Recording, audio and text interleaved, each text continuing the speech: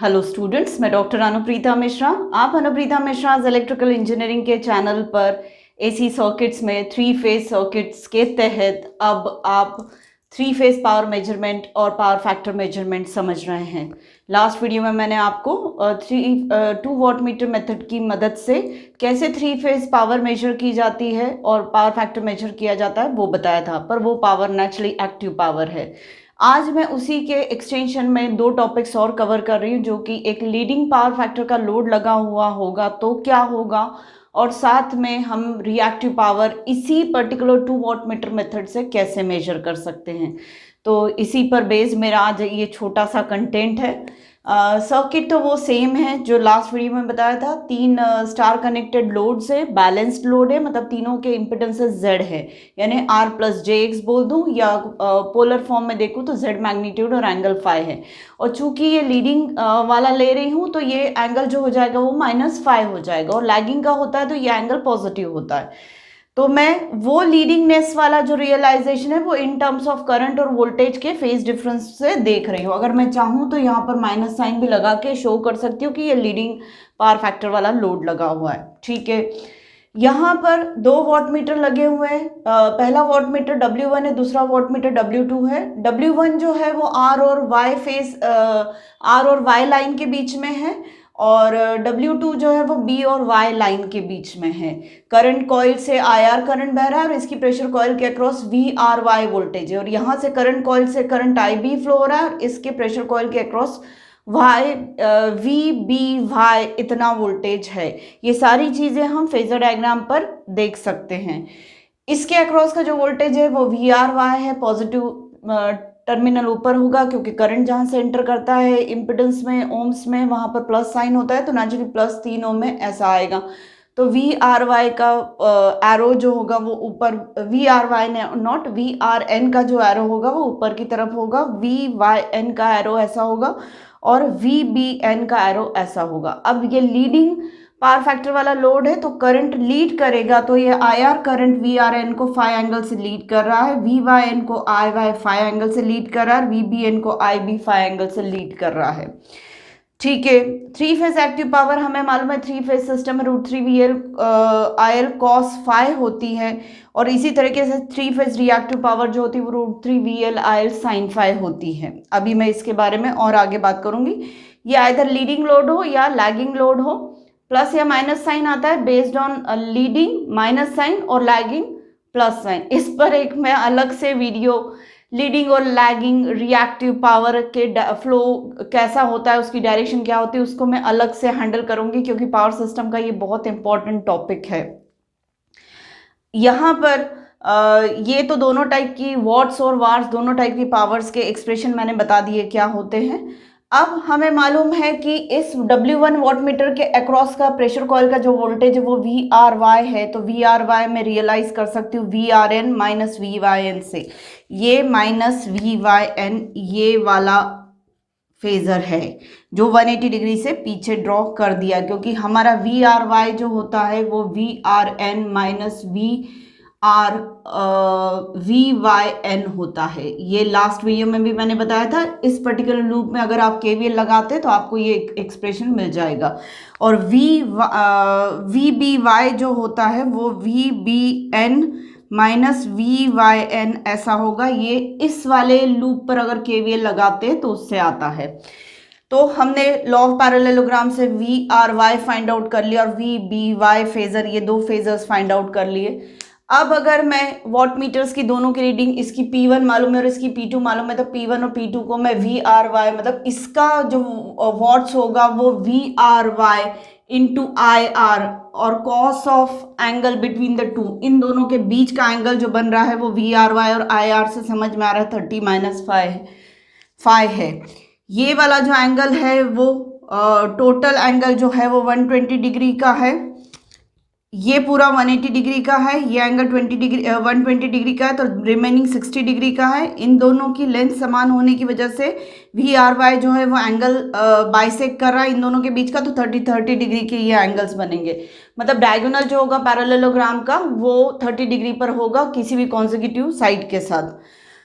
तो ये यहाँ पर आप देख पा रहे हैं कि IR और वी आर वाई के बीच का जो ये एंगल है ये 30-5 है, और यहाँ देख पा रहे हैं कि वी बी वाई और आई बी के बीच का एंगल जो है वो 30+5 है।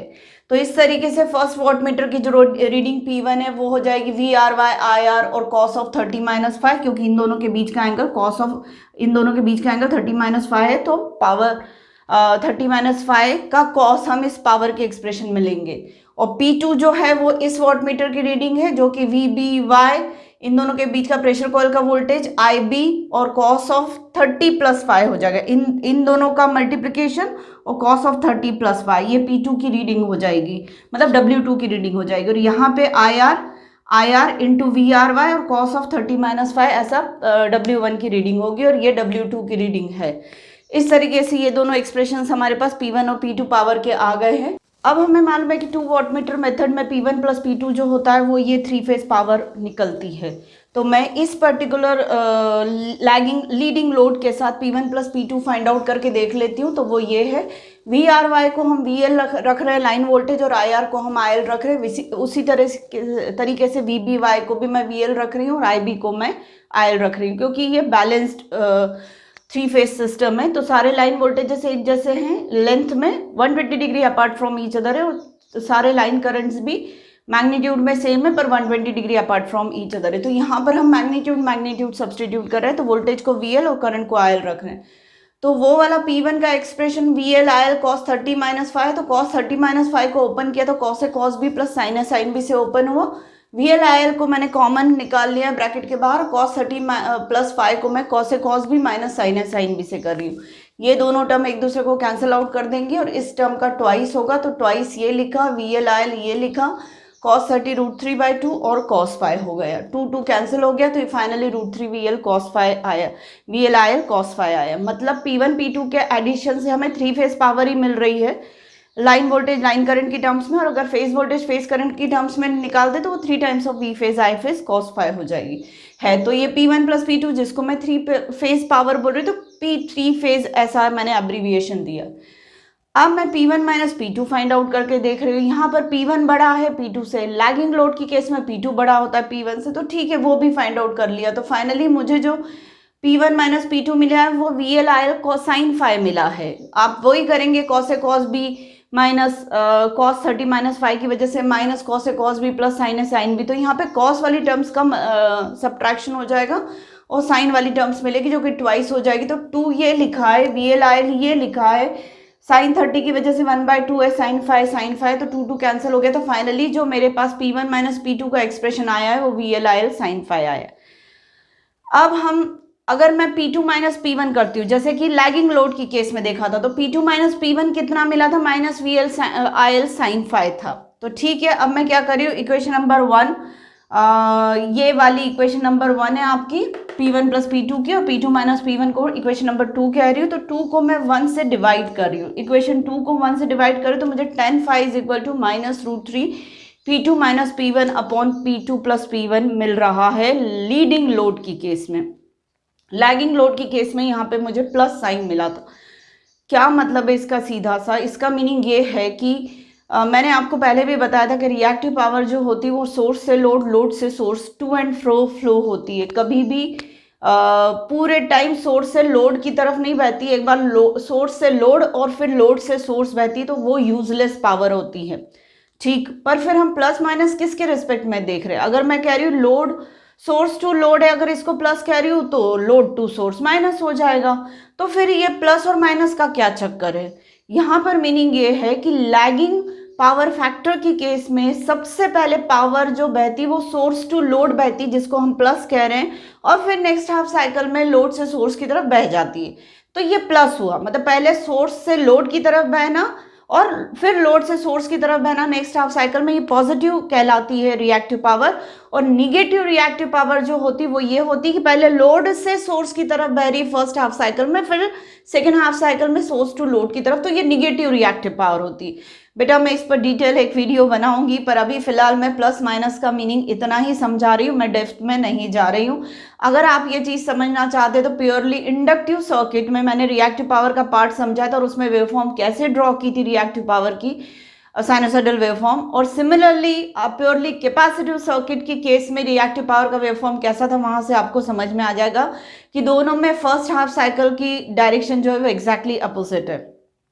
तो ये मीनिंग हुआ लीडिंग पावर फैक्टर लोड का, कि लीडिंग पावर फैक्टर लोड पहले सोर्स को पावर देता है, रिएक्टिव पावर फिर लेता है। ये डायरेक्शन है जो कि माइनस से यहाँ पर हम समझ रहे हैं। और पॉजिटिव लैगिंग पावर फैक्टर की केस में पहले सप्लाई से लोड की तरफ रिएक्टिव पावर बहती है, फिर लोड से सप्लाई की तरफ बहती है, वो पॉजिटिव रिएक्टिव पावर है।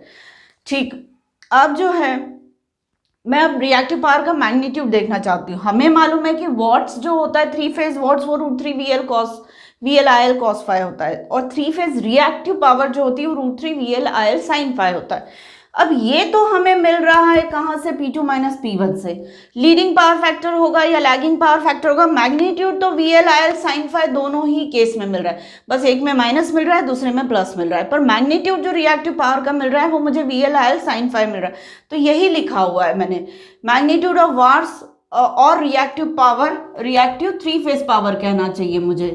रिएक्टिव 3 फेज पावर जो होती है वो कितना होता है, जो होती है वो √3 times of VL sin phi। तो मुझे VL sin phi P2 minus P1 से मिल ही रहा है, तो दोनों तरफ अगर मैं √3 से मल्टीप्लाई कर दूंगी तो ये √3 VL sin phi मतलब कितना हो जाएगा, √3 times of P2 minus P1। तो रिएक्टिव पावर अगर हमें किसी 3 फेज सिस्टम की मेजर करनी है और 2 वॉटमीटर हमारे पास है, तो हम क्या करेंगे, सेकेंड वॉटमीटर से फर्स्ट वॉटमीटर की रीडिंग को सब्ट्रैक्ट करेंगे, √3 से मल्टीप्लाई कर देंगे, तो ये हमें रिएक्टिव पावर वाट्स में मिल जाएगी। और अगर एक्टिव पावर आप 3 फेज की फाइंड आउट करना चाहते हैं तो दोनों वॉटमीटर की रीडिंग्स को ऐड कर दीजिए। और आप लोड का पावर फैक्टर पता करना चाह रहे हैं तो आपको करना पड़ेगा जो मैंने फॉर्मूला आप लोगों को बताया था, ये वाला tan phi = minus √3 P2 minus P1 upon P2 plus P1, ये हो जाएगा लीडिंग पावर फैक्टर की केस में, और प्लस कर देंगे इसकी जगह तो वो हो जाएगा लैगिंग पावर फैक्टर की केस में। तो इस तरीके से बेटा आप पूरा 2 वॉटमीटर मेथड को समझ सकते हैं, जिसमें लास्ट वीडियो में मैंने एक्टिव पावर निकालना समझा और अलग अलग फाई एंगल्स को लेकर मैंने कुछ आपको कॉन्सेप्ट समझाए थे, वो भी ध्यान देने वाली चीज़ें हैं। आज के वीडियो में मैंने आपको लीडिंग पावर फैक्टर वाला लोड कनेक्ट करके बताया, और साथ में मैंने रिएक्टिव पावर कैसे मेजर करते हैं 2 वॉटमीटर से वो समझा। तो उम्मीद है आप लोगों को मेरा एक्सप्लेनेशन अच्छे से समझ में आया होगा। तो प्लीज़ मेरे आज के वीडियो को लाइक कर दीजिए, मेरे चैनल को सब्सक्राइब करिए और मेरे वीडियो से ज़्यादा से ज़्यादा फ़ायदा उठाने की कोशिश करिए। Thank you for watching.